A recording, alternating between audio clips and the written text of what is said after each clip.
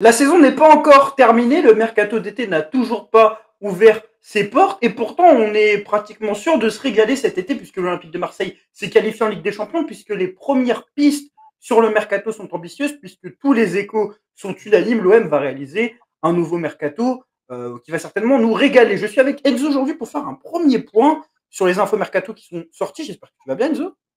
Ça va très bien et toi, Ariles? Ça Superbe. va, moi ça va très bien. Toujours très heureux de la qualification en Champions League, de ce scénario un peu foufou lors de cette rencontre.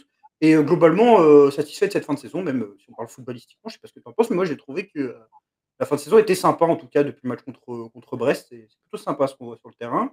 Et même ce qu'on voit en dehors. Malgré tout ça, ça va quand même bouger à l'Olympique de Marseille cet été, puisque qualification en Ligue des Champions l'oblige. L'OM va devoir mettre son effectif à niveau, qualitativement et quantitativement. Et donc, on a énormément de chantiers qui vont se mettre en place. Ça fait quelques semaines quand même qu'on parle de la défense. On y a dédié pas mal de vidéos. Mais il me semble que l'OM va recruter également dans d'autres secteurs. Alors, avant d'évoquer les grosses rumeurs de la vidéo, les autres grosses pistes, on va juste revenir sur les potentiels départs. Il y a des noms qui ont filtré, tu les as vus comme moi. On parle de départ de Cornelius, Jeffrey Delange, potentiellement Geoffrey Kondobia. Est-ce que dans les noms que tu as vu passer en termes de départ, on a même parlé potentiellement de Quentin Merlin et Valentin Rongier, il y a un nom qui a retenu ton attention dans le sens où tu t'es dit, ah, c'est un peu dur quand même de le voir partir dès cet été, il a quand même apporté cette saison. Enfin, je pense du coup pas de Jeffrey Delange. Non, pas Geoffrey Delange, mais après, un nom qui m'étonne pas finalement, c'est peut-être Valentin Rongier. Parce que Valentin Rongier, on sait pertinemment qu'il est chaque saison sur la sellette, mais les choses bougent, mais pas forcément pour lui, parce que c'est un joueur qui a su se rendre indispensable sous n'importe quel coach. Mais là, ça semble quand même extrêmement compliqué pour lui et barré au milieu de terrain quand tu sais la concurrence rude et peut-être aussi du recrutement dans ce secteur. Donc, ouais, pour lui, ça me paraît compliqué. Après, c'est une liste de départ plutôt cohérente, hein, finalement, je trouve. Valentin Rongier, on est surtout sur une question de situation contractuelle qu'on évoque sur la chaîne depuis un petit moment, c'est qu'il arrive à un an de la fin de son contrat, il a eu des blessures, il a 30 ans, il faut savoir qu'il a changé d'agence il y a quelques temps, et généralement, quand on change d'agence à cet âge-là, ça peut aussi laisser penser qu'un transfert est possible. Du côté de l'Olympique de Marseille, il y a le recrutement d'Ismaël Benacer qui, certes, malgré des difficultés, est amené à être titulaire et à passer devant lui. Rongier, c'est un joueur qui touche 300 000 euros par mois, qui a été prolongé, il me semble, il y a un an ou 2 ans.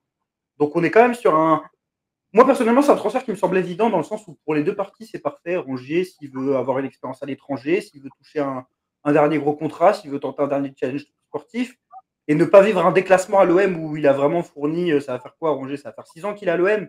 Voilà, il a rendu des loyaux services.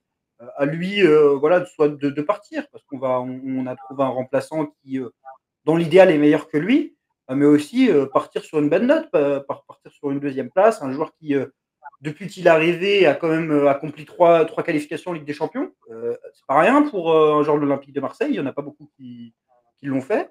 Et non, non, moi je pars sur un départ. Après, la question que je me posais plutôt pour Rongier, c'est à un an de la fin de son contrat, à cet âge-là, avec l'historique qu'il a de blessures, même si c'est pas un joueur qui se blesse régulièrement, il a quand même eu des longues blessures dans sa carrière. Je me demande combien on en tirerait. Toi, tu demanderais combien pour Valentin Rongier? Bah, un an de la fin de son contrat, c'est vrai que joueur qui a 30 ans désormais, ah, tu peux. Il est arrivé pour combien, Valentin Rongier, déjà? Tu sais ou pas? 13 millions d'euros avec bonus. Il y a un pourcentage à la revente pour la FC Nantes, il est arrivé en joker après le mercato. Le deal ne s'était pas fait Exactement. avant le 31 août et c'était fait le 2 septembre, je crois. Mais ça semble, retrouver son argent, ça semble extrêmement compliqué quand même, hein, on va pas se mentir. Mais ouais, je sais pas, peut-être, je sais pas, 7, 8 millions? Je sais pas. 7-8 millions d'euros. Moi, je viserais un peu plus. Et je pense que 10, c'est faisable. On parlait de Rennes cet hiver. Bon, après, le problème, c'est vraiment la fin de contrat dans un an. C'est Maintenant, ça? Rongier, si on parle de club qui peut viser, honnêtement, je pense que c'est un joueur qui est du standing en Ligue 1 Lille, Rennes, Lyon. Bon, après, Lyon, il faut qu'ils soient encore en Ligue 1 et qu'ils aient les moyens de le prendre. Ils ont quand même pris Verretou l'année dernière. Est-ce que Monaco, il peut y aller en rotation? À l'étranger, je pense qu'il peut viser, je sais pas, du Francfort, un truc comme ça, tu vois. C'est pas quelqu'un qui peut viser un chapeau 2 européen, mais c'est quelqu'un qui est largement titulaire dans un chapeau 3 ou au moins dans la rotation et qui a le niveau pour moi titulaire pour un club d'Europa. Après, à voir s'il y a d'autres challenges qui sont intéressants. Je sais pas, imaginons Galatasaray, je pense que c'est un truc qui peut coller avec Rocher, tu vois. On a vu Léo Dubois y aller, ce serait pas étonnant. Ah Mais en oui, tout non, cas, c'est clair. C'est clair que Valentin Rongier a sa place dans un club, par exemple, on va dire un très bon club de Ligue 1, hors PSG ou avoir Monaco dans la rotation. Mais c'est clair que tu le mets à Lille, à Rennes, à Nice, il ne ferait pas tâche, et bien au contraire, hein, tu vois. Même comme tu l'as souligné, dans un club comme Galatasaray, on a vu d'autres joueurs peut-être moins bons, compétents que lui y aller par le passé. Donc c'est clair que c'est un joueur qui peut trouver un challenge qui est vraiment cohérent et qui lui correspond. Après, là où je suis d'accord avec toi, c'est que c'est peut-être la bonne année finalement. Je parle des deux parties, hein, tant pour Rongier que pour l'Olympique de Marseille, pour s'en séparer. Tu vois. Attention à l'année de trop peut-être, parce que là, ça semble quand même extrêmement bouché au milieu de terrain. Donc, je pense que oui, c'est le bon moment, honnêtement. Le bon moment pour Valentin Rongier. Il y a des joueurs qui ont fait moins d'années que Valentin Rongier qui pourraient quitter l'OM. On parle de Neil Maupay. Neil Maupay qui est en prêt avec obligation d'achat environ 6-7 millions d'euros, qu'on a beaucoup loué à la mi-saison, mais je pense qu'on a aussi beaucoup loué parce qu'en face c'était Liwahi qui était catastrophique pour un titulaire, et que Neil Maupay, en faisant des choses, on va dire, basiques, même s'il faut valoriser quand même certains buts, son apport dans le jeu, s'est accaparé cette place de titulaire, mais en somme, si on est objectif, c'est un joueur qui a perdu sa place de remplaçant, limite. Si on regarde les minutes jouées, je pense que même dans la hiérarchie, il est derrière Rowe, je pense, au poste de 9. Je me demande s'il n'est pas derrière Robinho Vaz aussi, parce qu'à un moment, De Zerbi, il a démarré avec Robinho Vaz et pas avec lui. Neil Maupay, on parle d'une option d'achat du coup obligatoire qui serait levée et un transfert derrière en Championship. Logique. Oui, extrêmement logique. Parce que comme tu l'as souligné, en fait, Neil Maupay, à un moment donné, apportait satisfaction, mais c'était beaucoup dû aussi au fait qu'on était extrêmement déçus des prestations d'un Eli Wahi. Donc lui, derrière, après, il a performé. Il était notamment très, très intéressant aussi dans son apport dans le jeu. Tu vois, il décrochait beaucoup, il permettait justement de trouver des espaces. Ses coéquipiers se servaient de ça, justement. Mais après, j'ai été quand même extrêmement déçu parce que je savais que Neil Maupay, c'était pas Messi balle au pied. Mais là, ses dernières prestations, quand même, je trouve qu'il a beaucoup de déchets. Il est vraiment pas clinique devant le but. Il rate énormément. Et honnêtement, pour moi, oui, c'est un grand oui. Un départ Neil Maupay est vraiment pas surprenant et même, je dirais même obligatoire finalement. Ouais, mais moi, c'est un joueur qui a 28-29 ans, qui a l'air d'être sympa dans un vestiaire, qui a l'air d'être un peu un leader, qui a ce côté un peu taquinerie, mais maintenant, on va pas garder un Tweetos comme remplaçant la saison prochaine en Champions League. C'est un joueur qui a des qualités, mais honnêtement, sans être méprisant et sans être difficile avec lui, hein, il a mis des buts importants et à la fin de saison, il a sa contribution dans la qualification Ligue des Champions. Mais dans l'idéal, tu continues pas avec Mopé parce que même en tant que remplaçant, je trouve que c'est trop fait pour l'OM. On parle d'un joueur qui était dans le loft à Everton, qui est une des pires équipes de Première Ligue. Alors certes, ils ont plus de moyens que l'OM, mais un joueur qui est dans le loft à Everton, dans un OM ambitieux, il ne doit pas être sur le banc. C'est un joueur qui a quand même des qualités. Bon, elles ne sont pas exceptionnelles intrinsèquement, qui apporte dans un groupe. Et moi, je ne garde pas Mopé. Enfin, je pense qu'il faut être un minimum ambitieux sur le banc. On ne demande pas non plus d'avoir des stars aussi sur le banc, mais un minimum, enfin un joueur qui a des qualités fortes en tout cas, un joueur même si c'est un profil déséquilibré. Moi, Mopé, je ne lui vois pas de qualité forte en fait. Je ne vois pas une qualité où il se démarque. Guiri est un joueur plutôt complet. Moumbani a des qualités fortes de présence dans la surface, il va avoir des gros défauts. Mais je préfère avoir un joueur qui a un profil ultra déséquilibré, mais qui va avoir un apport sur certaines phases de jeu, sur certains moments, qui a un joueur qui est, je vais pas dire bon à rien, mais pas, pas excellent dans un domaine, tu vois. C'est un joueur qui est un peu mauvais nulle part, mais qui n'a pas de domaine où il va énormément se démarquer. Donc c'est pour ça que Mopé, moi je le garderai pas. Puis en plus son âge, et même personnellement, j'ai pas aimé certains trucs moi, cette saison. Oui, Dire oui, la moi vérité, aussi. Enzo. En fait, je pense que malheureusement, son attitude a pris le dessus sur le football Exactement, finalement. ouais. Parce que certes, côté chambreur, mais parfois un peu pas Bah, forcément des fois, c'était forcé, des fois, c'était pas bien vu. exactement. Je pense à ce qui s'est passé à Angers. Alors là, on est sur de l'extra sportif, mais quand tu te fais prendre ta place par Robinho Vaz, que c'est comme ça, est-ce que tu te permets de chambrer un mec qui n'est pas ton rival, qui faisait que motiver ses joueurs? Non, gagne ta place sur le terrain, après tu te permettras de chambrer. Mais même, il y a d'autres matchs dans la saison où il a chambré les adversaires et je ne sais pas si ça servait vraiment à quelque chose. Tu vois. Alors, Après, on est les premiers à dire oui, c'est drôle. Faut pas forcer non plus. Tu vois. En plus, ça rend un peu le club détestable aussi. bah, en fait, c'est ça, faut être cohérent parce que c'est drôle. Moi, je suis pour le chambrage dans le football, il y a pas de souci, c'est l'ADN de sport. Mais par contre, il serait notre adversaire et il serait dans l'équipe d'en face, on le détesterait. Donc, il ne faut pas se leurrer finalement sur ça. Absolument. Après, pour revenir sur son niveau footballistique, quand il est arrivé, moi je trouvais que c'était plutôt cohérent parce que sous De Zerbi, je me suis dit, c'est un joueur qui est quand même, qui participe activement au jeu, qui peut t'apporter justement dans un collectif. Mais c'est vrai que moi, j'ai en tête, il me semble, son match face à Toulouse, où il a deux, trois très bons ballons, et dans la surface, il vendange complètement, il se rate dans le dernier geste. Donc non, j'ai vraiment pas apprécié ce que j'ai vu de Neil Maupay dernièrement, et honnêtement, oui, il faut qu'il parte. Et même, il y a le contraste avec Gouiri qui est juste un crack. Oui, Parce il a que éclipsé, oui. numéro 9, oui, voilà, s'il lui donne pas l'heure. Donc... Après, pour le remplaçant, je sais pas toi ce que tu attends. Moi, j'attends. Tu vois, si en termes de nom, je vais pas en donner un précisément. Il y aura une vidéo mercato idéale, de toute façon, qui va sortir sur la chaîne. N'hésitez pas à vous abonner. Moi, j'aimerais bien Raspadori parce que je trouve que c'est deux Zerbi compatibles et que c'est un joueur sur lequel l'OM est depuis un certain temps et que De Zerbi connaît très bien. C'est un joueur sur qui j'irais bien, dont j'aime les qualités, qui a un profil pas complet, mais il a plusieurs qualités. Il peut jouer à gauche, il peut jouer aussi 10, il me semble.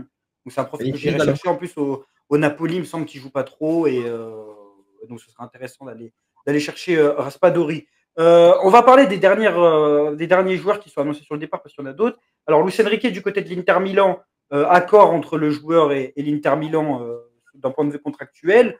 On parle d'une somme entre 25 et 30 millions d'euros. L'OM, pour l'instant, veut toujours le gros chèque. Bon, moi, je pense que ça va se faire. En fait, je pense que c'est juste. Ça va se faire avant la Coupe du Monde des clubs. 30 millions pour Enrique, on en a parlé déjà, c'est assez incroyable. Il y a eu une vidéo sur la chaîne Énorme. pour le remplacer. Fin de saison, quand même, qui laisse des traces pour moi du côté d'Enrique. Ils en ont parlé sur la tier list qui sortira demain. Mais quand même, tu vois, s'il a une attitude honorable sur la fin de saison, ben on dit parfait. Voilà, tu as eu des débuts compliqués à l'OM, tu t'es complètement racheté, tu as fait ta saison avec tes stats, avec ton implication. Et je trouve que l'attitude depuis l'annonce du transfert à l'Inter, elle est juste honteuse, tu vois. Et c'est un truc que moi, je pourrais pas oublier, c'est que, ok, on se qualifie en Champions League, mais si on se qualifie pas, je suis désolé, c'est un des premiers responsables. Et il est autant responsable dans la réussite de la première partie de saison que dans le crash de la deuxième partie de saison si on ne s'était pas qualifié. Parce que franchement, l'attitude, bon, je dis ça, dernier match, c'est plutôt bien, mais l'attitude entre le Classico contre le Paris Saint-Germain, où il fait plutôt un bon match, et ce déplacement au Havre, franchement, on n'est pas loin de la catastrophe. Je Elle est et déplorable, son attitude, honnêtement, hein. Parce que Luis Enrique, moi, c'est un joueur, faut pas oublier d'où il vient, hein, justement. On n'entendait absolument rien de lui. Et justement, c'est à mettre au crédit de Zerbi. Il a su tirer un maximum de son joueur en le repositionnant notamment piston, où il avait vraiment un coffre physique. Dans ses projections, c'était intéressant. Même techniquement, il semblait avoir beaucoup progressé. Mais le problème, c'est que depuis des semaines, en fait, il a la tête à l'Inter pour moi, tout simplement. Il n'est pas concerné, il s'investit pas. Et son attitude est vraiment regrettable et dommageable, hein, parce qu'il est en train d'entacher finalement ouais, son image. première partie de saison. Alors qu'il va partir certainement pour un des plus gros montants de l'histoire du club, certainement le Oui. deuxième.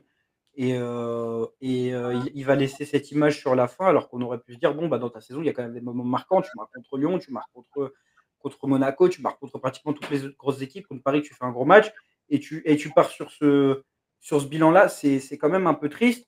On peut parler de deux, trois autres joueurs. Delange, en vrai, on s'en fout un peu. J'ai envie de dire, Delange, c'est anecdotique de perdre ton Oui. gardien C'est une remplaçant. doublure qui ne jouait jamais. Donc, Ouais, c'est anecdotique de perdre ton gardien remplaçant. Derek Cornelius, moi, je suis bon, d'accord avec un départ.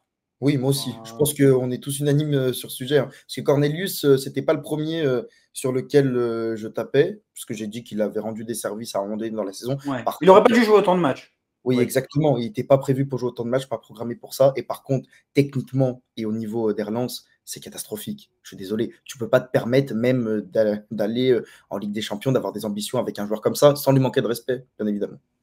Même au-delà de ça, je trouve que c'est pas un joueur qui est capable de jouer à 40 mètres de ses buts. Tout Et à fait. honnêtement, en défense, en fait, il faut pratiquement tout refaire. C'est-à-dire les remplaçants autant que les titulaires, en dehors de Leonardo Balerdi. Et Cornelius, il faudra voir. On parle aussi de Kondobia qui fera certainement l'objet d'offres et qui sera certainement poussé vers la sortie, contrairement à l'été dernier, selon RMC Sport. Moi, j'aurais bien prolongé s'il pouvait lisser son salaire. Maintenant, je pense qu'il ne va pas refuser et je pense qu'on va avoir une opportunité incroyable de le vendre, chose qu'on n'a pas eu l'année dernière. On l'a un peu revalorisé. C'est plutôt logique. Ouais, ouais, c'est très logique. D'ailleurs, on avait fait une vidéo sur ça. On disait justement que moi, personnellement, et je pense qu'on était d'accord sur ce sujet-là, que Kondogbia, on vendait, mis à part si voilà, il acceptait de négocier son salaire et qu'il soit Mm. plus bas. Mais après, c'est vrai que c'est un joueur quand même qui est plus proche de la fin que des débuts, qui certes a par moment été performant dans un poste qui n'est pas le sien, mais tu sens quand même que c'est limité et c'est beaucoup trop friable pour aller en Ligue des Champions. Du moins, de toute manière, il ne sera pas en défense centrale parce qu'on va recruter dans ce secteur. Mais même au milieu de terrain, c'est pareil. Ça semble quand même relativement barré quoi, pour lui. En tout cas, on a parlé de la qualification Ligue des Champions. La qualification Ligue des Champions devrait apporter à l'Olympique de Marseille une somme comprise entre 30 et 40 millions d'euros, voire même un peu plus, ça dépend des résultats après du club en Champions League, selon la Provence. On a parlé d'un mercato ambitieux, on parle déjà de Laporte, on parle déjà d'autres noms. Il y a beaucoup de noms qui circulent sur les réseaux sociaux, il faut faire gaffe en termes de rumeurs. N'hésitez pas à suivre notre compte sur Instagram que vous voyez actuellement et notre compte Twitter pour être informé de toutes les infos parce qu'on relaie que des choses fiables et on fait un classement sur les sources. Grosse info hier, qui finalement ne donnera pas lieu à un transfert, c'est le Roi Sané. Le Roi Sané, l'Olympique de Marseille, aurait fait une approche pour l'international allemand, selon Loïc Tanzi. Je t'avoue que quand j'ai vu l'info, j'ai été surpris, à la fois pas surpris, dans le sens où il est en fin de contrat, et c'est typiquement le genre de gros coup qu'on peut tenter. Une approche qui témoigne de l'ambition de l'OM, mais refusée par le joueur. Toi, t'en penses quoi, Enzo, de Leroy Sané quand tu as entendu le nom? Moi, franchement, je me suis dit, c'est pas mal en termes d'ambition, mais heureusement qu'il a refusé. Exactement. En fait, je me suis dit, dans un premier temps, Leroy Sané, joueur de renom, énorme nom pour l'OM. C'est incroyable même d'avoir tu vois, ce genre de noms qui reviennent. Mais après, par contre, si tu regardes son niveau footballistique, même ces dernières années, je dirais, c'est un joueur qui n'a jamais réellement progressé, qui reste quand même relativement brouillon et qui, oui, par séquence, est capable de sublimer, de provoquer, de percuter, mais ça devient beaucoup trop rare. Et même, je trouve, notamment dans ses dribbles. Avant, moi, je l'avais vu à City, parfois même sous Guardiola, réaliser des choses exceptionnelles. Mais là, ça fait longtemps que je le trouve plus trop haut niveau pour regarder quand même les matchs du Bayern Munich assez régulièrement. Et malheureusement, voilà, c'est un joueur en fait d'à-coup et qui restera pour moi ce joueur d'à-coup, capable d'être au-dessus des autres techniquement, mais c'est bien trop rare. Donc oui, quand tu dis le Roi Sané à l'OM, ça peut paraître exceptionnel, mais après, quand tu réfléchis et que tu regardes l'apport du joueur ces derniers temps, attention à la fausse bonne idée. De toute façon, il ne viendra pas, mais voilà. Ouais, exactement. Juste au moment où on est en train de se parler, il y a une information sur Mason Greenwood qui était aussi dans les joueurs qui pouvaient potentiellement quitter l'Olympique de Marseille. On va revenir un peu sur le Roi Sané. Mais apparemment, donc, encore à prendre avec des pincettes, l'Atlético Madrid et le Barça s'intéresseraient à l'international anglais. Des clubs anglais souhaiteraient également le faire revenir. C'est une info qui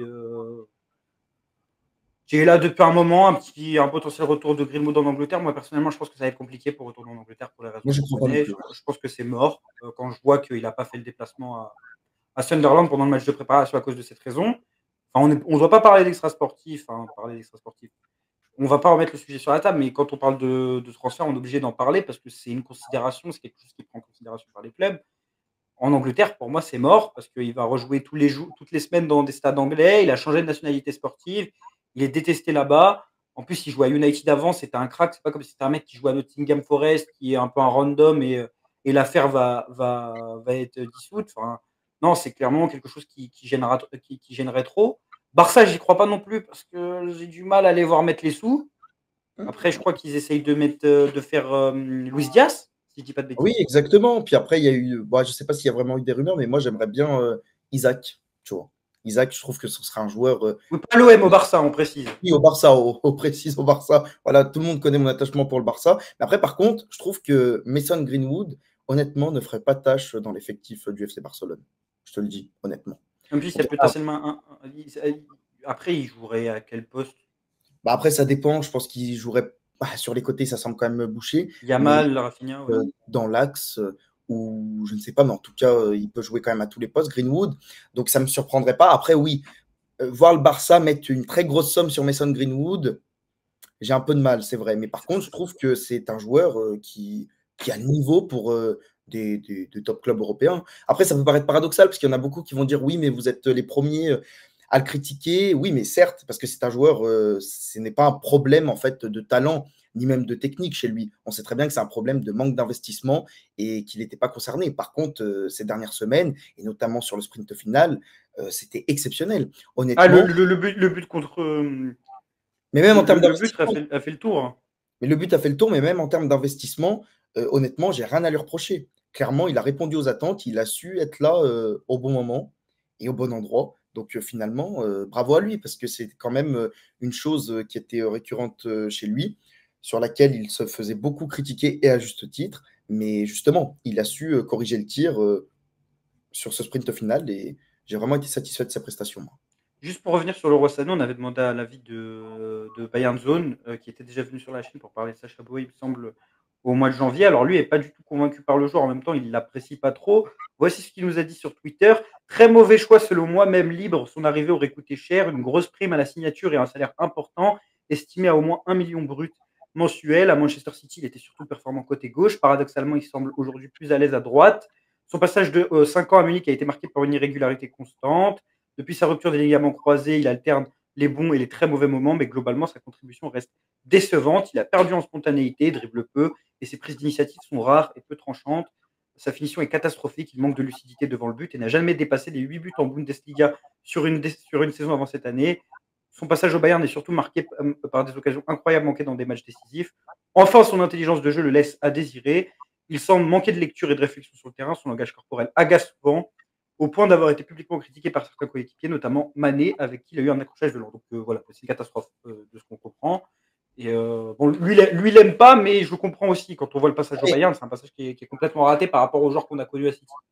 tout à fait. Alors honnêtement, lui, ça se voit qu'il regarde les matchs de son équipe parce que je suis entièrement d'accord à 100% avec son analyse et je la valide complètement. Parce que j'ai vu quand même sur Twitter beaucoup de critiques sur cette analyse. Oui, mais on fait la fine bouche, c'est le roi Sané. Oui, mais en fait, on s'en fout que ce soit le roi Sané. Il ne faut pas se fier au Il est nom supporter du du Bayern, joueur. hein, j'ai précisé, c'est un supporter du Et Bayern, c'est pas un supporter de... en plus, tu vois, en fait, il ne faut pas se fier, il faut arrêter de se fier constamment juste au nom qui peut être ronflant. Mais c'est un nom, mais ce n'est pas un grand joueur de football. Voilà. Maintenant, si on parle un peu de nom, voilà, c'est un peu la fin de la vidéo que je voulais faire. Si on parle un peu de nom intéressant, parce qu'on a parlé de Leroy Sané, même s'il ne signe pas, même si c'est peut-être pas la recrue idéale, ça montre un peu l'ambition de l'OM. Et je pense qu'on peut avoir un très gros joueur, je pense, devant moi, du coup, Oui. après avoir vu ce nom. Parce que je pense pas qu'ils font Sané en se disant non, on va faire la porte, du coup, on va pas faire un gros nom devant. Il y a pas mal de noms qui circulent sur les réseaux sociaux, notamment celui de Jadon Sancho. J'en suis à l'origine, voilà, c'est moi le premier à en avoir parlé. Le mec hyper égocentrique. D'ailleurs, Bravo. j'ai failli tomber plusieurs fois dans la vidéo. Je suis tellement fatigué, j'ai pas dormi. Genre, je pense qu'il y a des gens Décidément, qui regardent la vidéo. décidément, toi, tu as des bonnes infos, tu as un beau maillot, tu as tout, toi, en fait, finalement. Exceptionnel. En espérant à ce qu'il ne dérange pas trop dans les commentaires. Euh, Mais par rapport à Jadon Sancho, moi, c'est un nom, franchement. Bon, déjà, c'est un nom qui. Ça te fait tout de suite un truc quand tu aimes le football Jadon Sancho. On se rappelle de lui sur le premier passage à Dortmund. On se rappelle de lui la saison passée à Dortmund où il les amène en finale de Ligue des Champions. Maintenant, c'est un joueur qui a un gros salaire. C'est un joueur qui appartient à United, que Chelsea doit acheter, mais va peut-être revendre derrière. Moi, j'y pense dans le sens où bah, je kiffe le joueur de base, même s'il a été décevant à United, même s'il n'est pas très flamboyant du côté de Chelsea. Je crois que c'est un des joueurs qui rate le plus de centres en première ligue. Je pense que même physiquement, je crois qu'il n'est pas très fit. Maintenant, si on parle footballistiquement, je pense que c'est un joueur qu'on peut relancer à l'OM. On peut Ah bah, bien relancer. sûr. Bah, après, moi, tu vois, par exemple, sur Jadon Sancho, en fait, c'est vrai que c'est un joueur pour lequel tu allumes ta télévision. Tu aimes ce genre de joueur qui provoque, qui percute, qui donne et qui procure des émotions. Après, c'est vrai que ces derniers temps, voire ces dernières années, je le trouve quand même trop inconstant, trop irrégulier. Mais par contre, le seul truc, c'est que j'ai été surpris quand j'ai vu ça. Il a seulement 25 ans. On a l'impression que ça fait Ouais. 15 ans qu'il est au plus haut niveau, mais il a que 25 ans. Donc oui, effectivement, année de Ligue des Champions, c'est un joueur que tu peux totalement relancer et Toi, tu c'est relances. ronflant. Toi, tu relances. Oui, je relance. À des conditions spécifiques quand À même. des conditions spécifiques, évidemment. C'est-à-dire qu'en termes de salaire, comme tu l'as souligné, Ariles, c'est extrêmement élevé. C'est vrai que parfois, il peut être un peu. Sané aussi, c'est extrêmement élevé. Pourtant, l'OM a tenté le coup. Rabiot aussi, avant l'OM, c'est extrêmement élevé. C'est Je vrai. pense qu'il y a des efforts qui peuvent être faits. Maintenant, autre nom que j'ai vu aussi circuler sur les réseaux, c'est Sterling. C'est pas des rumeurs là, c'est plus des idées. On est plus dans le domaine des idées, on ne vend pas du rêve. Sterling, qui est à Arsenal, je crois, il est en prêt. Je ne sais pas s'il est en transfert, c'est quoi en prêt de Chelsea. Sterling qui a une petite relation avec Marseille. On l'a déjà vu faire quelques petits tweets. Pour le kiff, Sterling, tu relances ou pas? En fait, pour Et le il a jamais quitté la première ligue. oui, il a jamais quitté la Première Les Ligue. Anglais s'exportent peu, mais Exactement, les Anglais qui s'exportent peu, je le vois mal quand même venir à l'Olympique de Marseille. Mais en fait, tu vois, Sterling, Sané, c'est un peu le même profil de joueur finalement. C'est-à-dire que c'est des grands noms. Euh, Évidemment que je trouve que le point positif, c'est que tu attires quand même justement que le fait qu'il y ait ces rumeurs, on parle pour Sané notamment, ça veut dire que ça travaille bien, que l'Olympique de Marseille est devenu finalement une destination qui devient cohérente pour des grands joueurs, qui a derrière attractive. un projet sportif, attractive, exactement, c'est le mot que je cherchais. Mais après, voilà, oui, en termes évidemment de football et tout, tu peux te dire Sterling à l'OM, ça fait kiffer, c'est exceptionnel. Mais après, si tu regardes pareil, ses dernières prestations, c'est Ouais, c'est compliqué. c'est compliqué, quoi, tu vois. Après, je ne veux pas faire la fine bouche, parce qu'il y en a, ils vont dire, ouais, ils refusent tous ces grands noms, mais en fait, au bout d'un moment, comme je le dis, il ne faut pas se fier uniquement sur les noms. J'en ai un autre, moi. J'en ai un autre en première ligue. Ok. Federico Chiesa, qu'est-ce qu'on en pense? Ah, c'est compliqué depuis 2021, mais si on relance Chiesa, Ah oui, mais après, bah, c'est pareil. je paye 3 abonnements au Vélodrome et j'y vais jamais si on relance Chiesa. Ah oui, c'est clair, ah, ça c'est sûr. Je dirais même 4 finalement. Mais en tout cas, si tu prends un gros joueur et que tu gardes Greenwood, Gouiri, tu gardes Rabiot, déjà qu'offensivement, cette saison, tu as mis beaucoup de buts. Ce Bon, tu serait. aurais pu être un peu plus flamboyant, mais si tu tapes un trio gros joueur, Gouiri, Greenwood, waouh, même en Champions League, Ouais. ça va être une équipe qui va être compliquée à jouer. Bon, Ah, on sait que le champion principal, c'est en défense, mais sincèrement, je pense qu'on va vivre un gros mercato. Après, je suis en train de me demander, est-ce qu'on va pas se taper genre un effectif, un 11 qui va être incroyable, mais genre sur le banc, on va être un peu limité parce qu'on aura privilégié la qualité. Et ça qui va être un peu dur sur ce mercato, c'est d'avoir qualité et quantité, parce que l'année prochaine, il y a quand même potentiellement 10 matchs de plus que cette saison, tous les 3 jours. Donc c'est quelque chose qu'il va falloir prendre en compte et il va falloir construire l'effectif en connaissance de cause. En tout cas, Enzo, elle était sympa cette petite vidéo mercato. sympa. Moi, j'ai hâte de l'été qu'on va vivre avec les rumeurs, parce que déjà, quand je vois les premiers noms, je me dis qu'on peut taper du lourd. On parle de Laporte, on parle de Sané. J'ai l'impression qu'on est en 2019, je suis sur FUT. Mais J'ai hâte. tu as l'impression que l'OM a véritablement quand même passé un cap et un palier. Parce que imagine, il y a quelques années, tu aurais même rien que des Aymeric Laporte, Benasser, Rabiot, Højbjerg, c'est exceptionnel quand même, hein, le travail qui a été fait, il faut le souligner, hein. L'OM est redevenu attractif, une destination qui peut faire rêver. Tu as tiré quand même 2 arbitres, donc franchement, en plus de la Ligue des Champions, mercato XXL qui se prépare, hein, je pense. On l'espère, en tout cas, on Oui. espère que ce sera un mercato réussi. On va suivre ça sur Macia Zone avec plein de formats pendant le mercato, des trades, etc. etc. Suivez-nous sur Twitter et sur Insta pour être à jour sur les infos. On essaiera aussi de faire des vidéos informatives pour ceux qui aiment bien les vidéos informatives, comme on faisait sur les mercatos de janvier et sur le mercato d'été. À chaque signature, on aura un intervenant qui viendra nous parler de la recrue. On essaiera de vous faire des présentations complètes comme on aime les faire, vous faire les meilleures présentations. Et franchement, sur les derniers mercatos, c'est un truc dont on est Et fier. aussi, si je peux Ouais. rajouter quelque chose, chaque signature, je me rendrai sur place à l'aéroport pour accueillir le joueur, donc je vous proposerai des trucs assez sympas. Voilà. Un petit live, des petits lives. Des petits lives. Voilà, par exemple. Des petits lives. Des petits lives. Donc voilà, donc si vous aimez les sandwichs Kebda sur Marseille, vous en ramenez un à Enzo et à l'aéroport pour le féliciter. Et si vous le croisez sur Marseille, vous lui en donnez un. Bref, ce que je voulais Payez-moi dire, c'est. payez-moi un casse dalle, ouais, s'il vous plaît. Non, mais ce que je voulais dire, grosso modo, c'est que voilà, il y a un truc, donc personnellement, j'étais un peu fier sur les derniers mercatos, c'est qu'on nous a fait vraiment des présentations sur les recrues. Bon, peut-être que Dedic chez Luis Felipe, c'était pas top, top, top, mais Gouiri, Benasser, franchement, la vidéo Gouiri avec Walid, elle était top et on espère vous faire la même chose. Et puis, il y aura peut-être une vidéo sur la porte cette semaine. Il y aura peut-être une vidéo sur Tonton Très Emery. certainement. Très, très Très certainement. certainement. On l'espère, une vidéo sympa sur Aymeric Laporte, de présentation du profil du joueur. On le connaît un peu, mais plutôt de son actualité du côté de l'Arabie Saoudite. Est-ce qu'il a toujours le niveau pour l'OM? N'hésitez pas à vous abonner, à liker, à nous suivre sur l'ensemble de nos réseaux sociaux, à nous donner votre avis en commentaire sur tous les dossiers qu'on a évoqués. On n'a même pas parlé du départ d'Amin Harit, qui va nous manquer. Ambianceur de vestiaire. On fera une vidéo sur Harit. C'est quoi? On fera une vidéo On fera une sur le. vidéo sur On va Amina. faire une vidéo sur le passage d'Harit à l'OM. Est-ce que c'est un passage réussi? Parce que moi, je vais surprendre la team OM sur ça. Alors que je ne suis pas son plus grand fan. On se dit à la prochaine et allez l'OM!